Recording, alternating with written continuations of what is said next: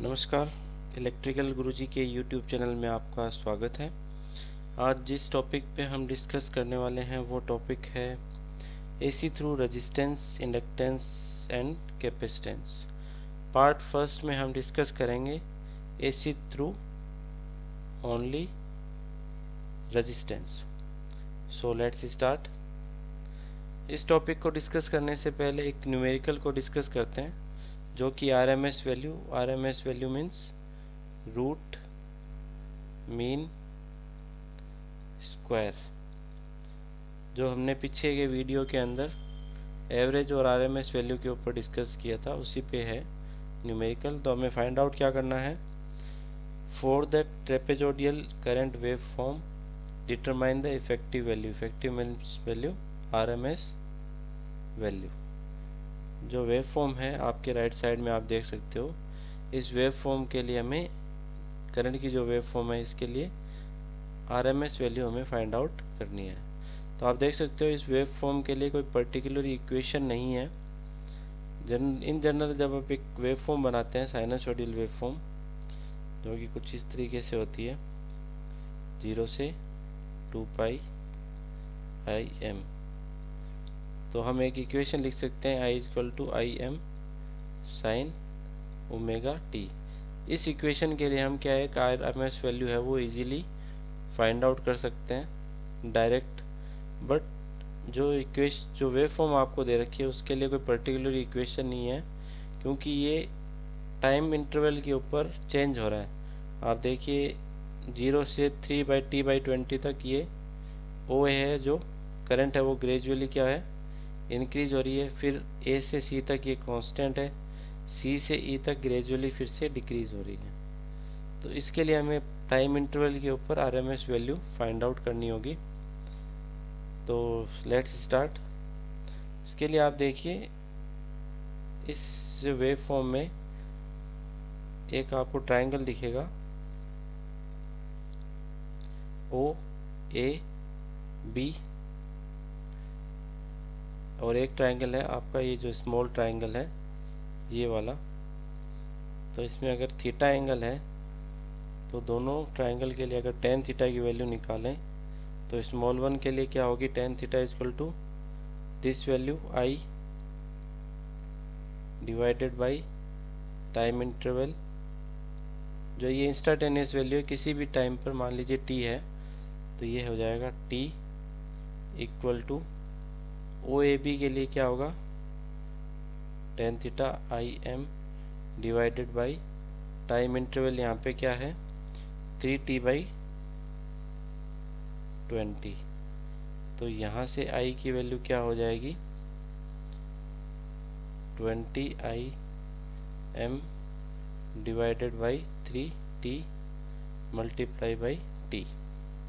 ये क्या है, जब टाइम इंटरवल क्या हो 0 से 3T/20 पर। ये आप देख सकते हो ट्रायंगल दोनों क्या है, OAB और CDE क्या है, आइडेंटिकल हैं। तो ये सेम इक्वेशन भी अब इसके ऊपर अप्लीकेबल होगी जब टाइम इंटरवल क्या होगा 3T/20 से 7T/20 तक। तो ये जो इक्वेशन है वो इस इंटरवल के ऊपर भी यही इक्वेशन रहेगी। और जब सेकेंड जो टाइम इंटरवल है, ये तो फर्स्ट कंडीशन थी, सेकेंड कंडीशन में क्या है, जब टाइम इंटरवल क्या हो 3T/20 से 7T/20 तक, तो I की वैल्यू क्या है आप देख सकते हैं, यहाँ पे क्या है कांस्टेंट IM। तो आप सिंपली क्या लिख सकते हैं IM। अब हम इसकी आरएमएस वैल्यू फाइंड आउट करते हैं, IRMS। तो इसके लिए क्या है, सबसे पहले स्क्वायर, फिर मीन, फिर उसका रूट। तो ये दोनों क्या है, OAB और CDE, ये दोनों क्या है, आइडेंटिकल हैं। तो आप इसको सिंपली क्या कर सकते हैं, 2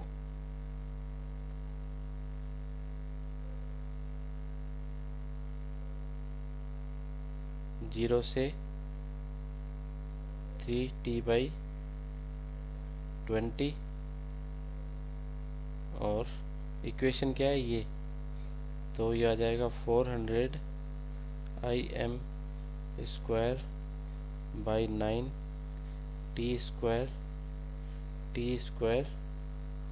dt। क्लियर? प्लस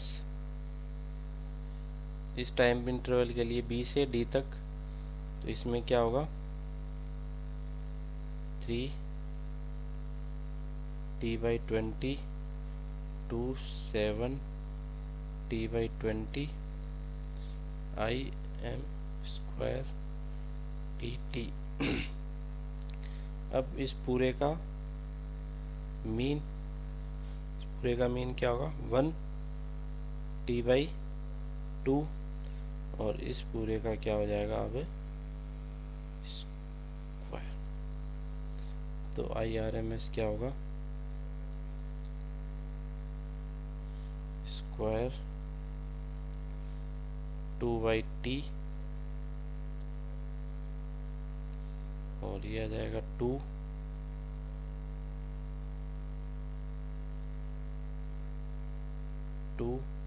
जब इसके इंटीग्रेशन करेंगे तो ये क्या होगा t³/3। तो ये जो 400 IM स्क्वायर 490 ये क्या है कांस्टेंट है, तो ये एज इट इज आ जाएगा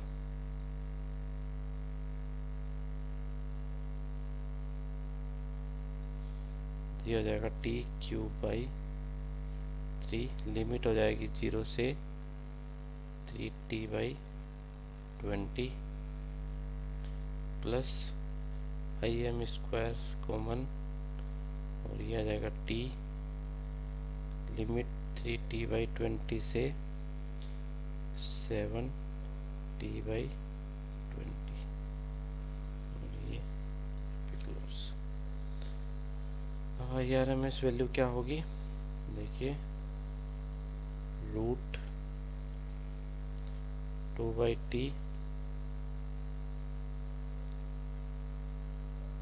2 × 400 IM square divided by 9t square. Limit जब पुट करते हैं तो ये आ जाएगा 27t³ डिवाइडेड बाई 3, 400 × 20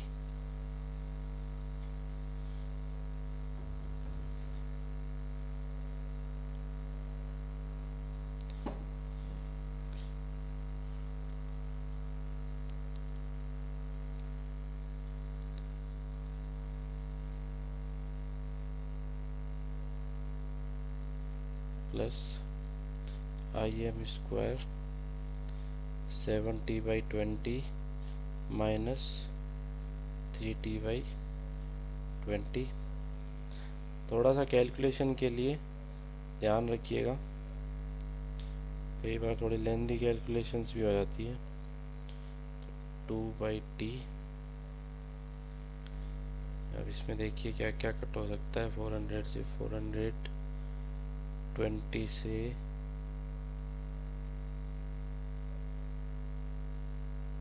20 रहेगा यहाँ पे,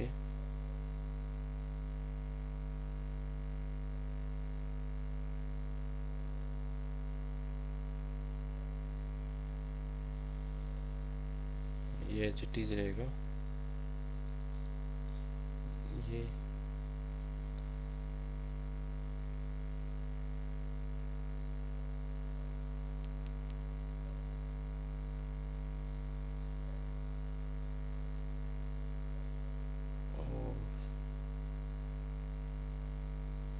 जब इसको ये टी स्क्वायर से ये एक टी कैंसिल हो जाएगा,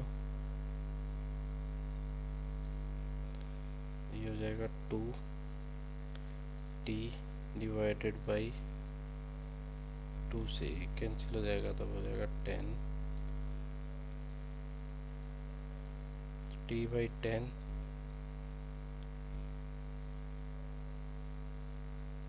to IM square plus IM square 40/20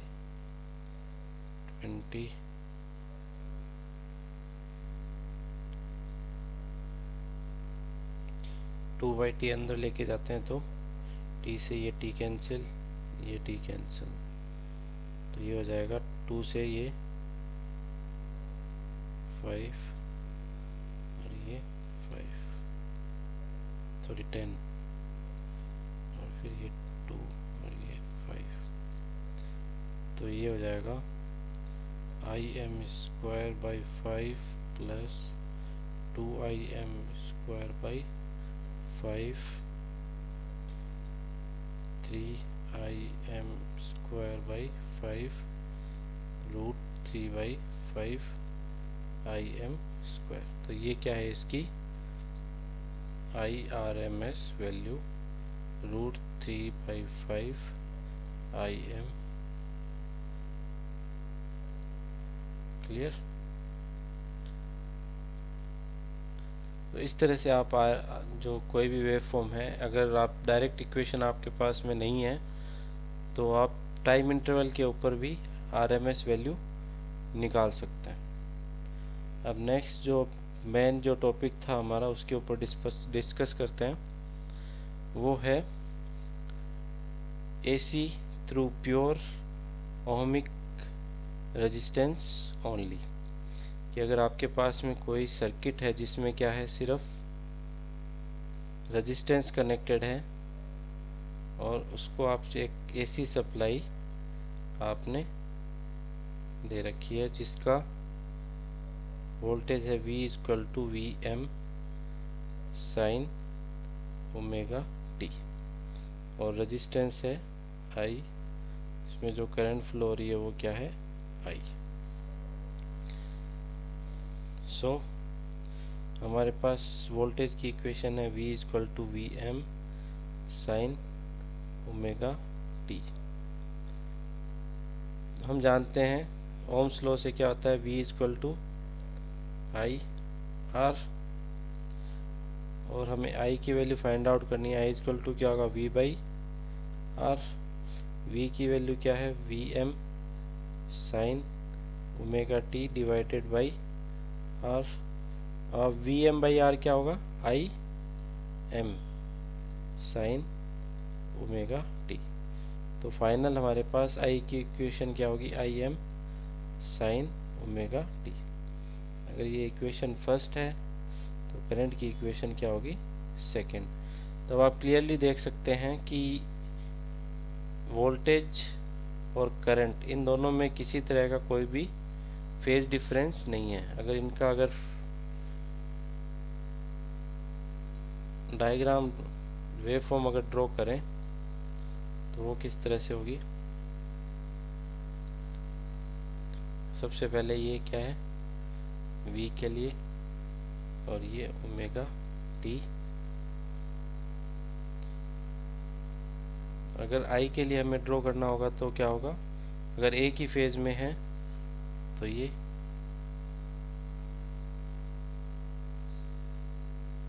इन दोनों में किसी भी तरह का कोई भी फेज डिफरेंस नहीं है तो 0, ये π/2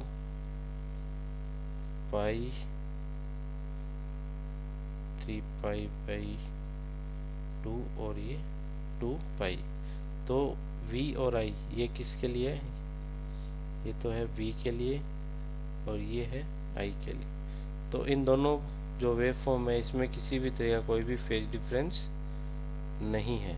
तो जब भी कोई रेजिस्टेंस अगर कनेक्टेड हो किसी सर्किट में ओनली रेजिस्टेंस, तो वोल्टेज और करंट क्या होगा इन फेज होगा। इसको क्या बोलते हैं इन फेज। अगर आप कोई फेजर डायग्राम अगर इसका ड्रॉ करें, अगर वोल्टेज इस डायरेक्शन में है तो करंट भी क्या होगी इसी डायरेक्शन में होगी।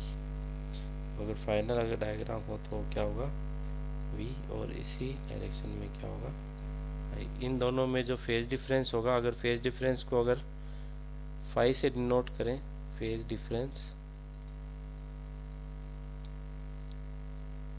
अगर फाई है तो फाई की वैल्यू क्या होगी 0 डिग्री।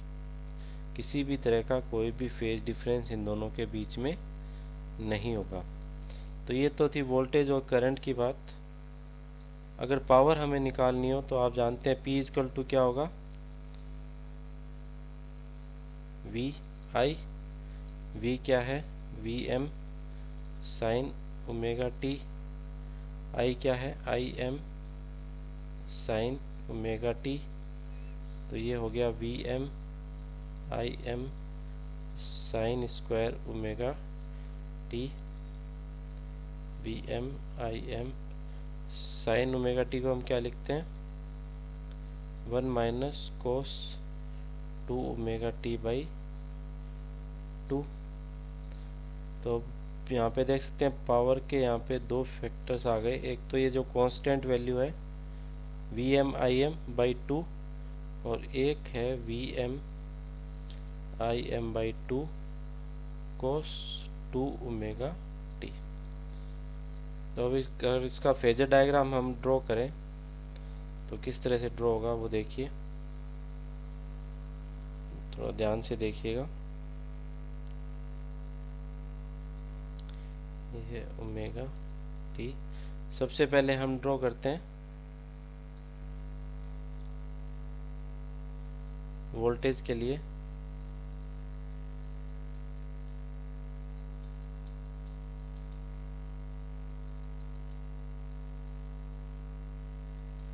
ये किसके लिए है, वोल्टेज के लिए। और करंट क्या है, इसके फेज में है, तो करंट क्या होगी इसके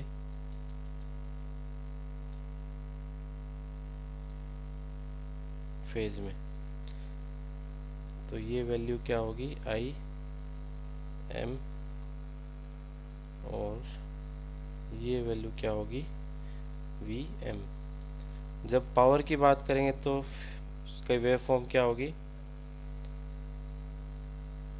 फर्स्ट हाफ के अंदर क्या होगा, ये दोनों मल्टीप्लाई होंगे ऑलमोस्ट, तो ये पॉजिटिव। सेकेंड हाफ में भी क्या है, ये दोनों मल्टीप्लाई हो रहे हैं, तो माइनस माइनस क्या होगा, पॉजिटिव। तो ये सेकेंड हाफ में क्या होगी आपका वेव फॉर्म, पॉजिटिव। तो इसमें भी पॉजिटिव, और सेकेंड हाफ में भी वेव फॉर्म क्या होगी यहाँ पे, पॉजिटिव। तो जो हम यहाँ पे देख सकते हैं, इसमें जो फर्स्ट इसके अंदर पार्ट था P equal to V M by root 2 और I M by root 2 minus V M by root 2 I M by root 2 cos 2 omega T. V M by root 2 क्या होता है, R M S value, V R M S या I R M S minus V R M S I R M S cos 2 omega T. तो अगर average value हम निकालें इस equation की, अगर इसकी एवरेज वैल्यू निकालेंगे तो ये पार्ट तो क्या है, कांस्टेंट, तो ये कहीं पे यहाँ पे आएगा। ये तो क्या है,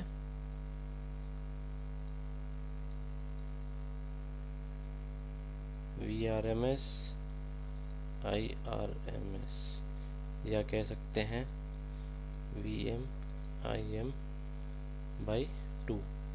ये तो है कांस्टेंट पार्ट। जब इसका अगर एवरेज वैल्यू निकालेंगे तो इसकी वैल्यू क्या आएगी, 0।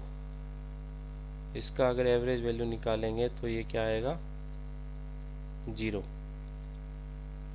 क्लियर, क्योंकि ये क्या है, एक तरह का कोस वेव है। साइन या कोस वेव का अगर एवरेज वैल्यू निकालते हैं, वो आपको पहले भी बताया था। अगर कोई साइन या कोस वेव है, अगर इसका एवरेज वैल्यू निकालते हैं तो क्या है, एक पॉजिटिव हाफ साइकिल और ये नेगेटिव हाफ साइकिल, ये दोनों मिलके एवरेज वैल्यू क्या होगी इसकी, 0। इसी तरह कोस की भी क्या होगी, 0। तो आपके पास P इक्वल टू क्या होगा, वी आर एम एस, अगर एवरेज वैल्यू निकालें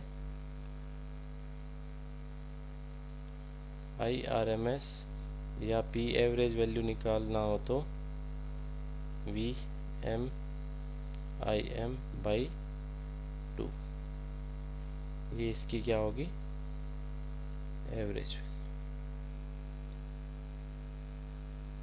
क्लियर। तो इस तरह से आप अगर किसी भी सर्किट में अगर रेजिस्टेंस कनेक्टेड हो, ओनली रेजिस्टेंस, अगर वो एसी के थ्रू पावर सप्लाई उसको मिल रही है, इसमें करंट आई और वी है, तो ये दोनों क्या होंगे, एक ही फेज में होंगे। अगर फेजर डायग्राम ड्रॉ करेंगे तो क्या होगा, वी और ये आई इन फेज होंगे, किसी भी तरह का कोई भी फेज डिफरेंस इन दोनों के बीच में नहीं होगा। और पावर की अगर बात करेंगे तो क्या होगा, फर्स्ट हाफ में भी पावर क्या होगा, पॉजिटिव, और सेकेंड हाफ में भी पावर क्या होगा, पॉजिटिव। अगर एवरेज वैल्यू निकालेंगे तो यहाँ पे एक तो कांस्टेंट पार्ट है V R M S I R M S, और जो सेकेंड जो है वो क्या हो जाएगा, एवरेज वैल्यू उसकी 0। तो पी एवरेज क्या हो जाएगा, V M I M by 2। तो आज के लिए इस वीडियो में इतना ही। नेक्स्ट वीडियो में हम डिस्कस करेंगे जब किसी सर्किट में ओनली इंडक्टेंस कनेक्ट हो किसी भी एसी पावर सप्लाई के साथ में। तब तक के लिए थैंक यू, नमस्कार।